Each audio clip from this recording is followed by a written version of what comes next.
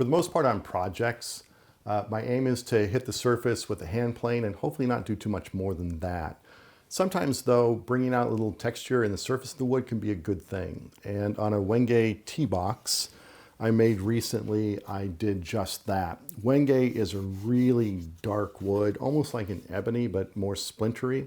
And with a flat surface, it was just kind of dead and it's smudged with fingerprints and everything. So I thought a little texture would really help. Not only that, but on small objects like boxes that we come in contact with, that we pick up, I think a little texture is really nice. It gives your hands sort of something to kind of enjoy along with just the looks of the piece as well. So it's a really cool effect, really, really simple. My major tool is a wire brush that you'd use to clean off your barbecue grate.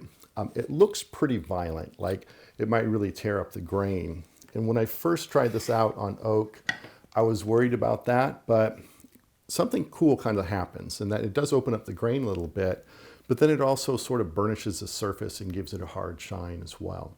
To use it, just take it and just work in the direction of the grain. A little elbow grease helps as well.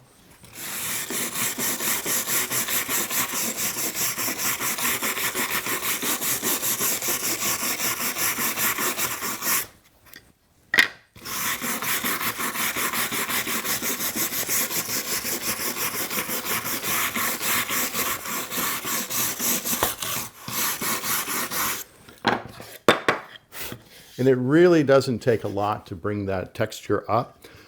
In the pores, the fibers can still be a little raggedy. So I like to follow this up with the little flappy brush guy in my hand drill. It's got, I think, nylon bristles. I believe they're impregnated with some sanding grit or something. Basically, it just cleans up any fuzzies and it continues to polish that surface just a little bit.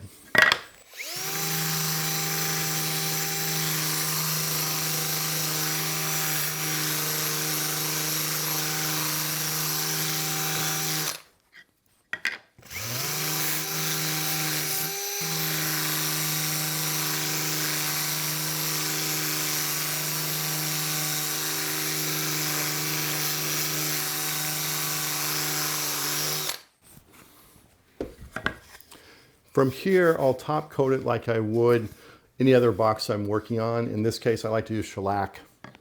It's great for small projects. It dries really quick.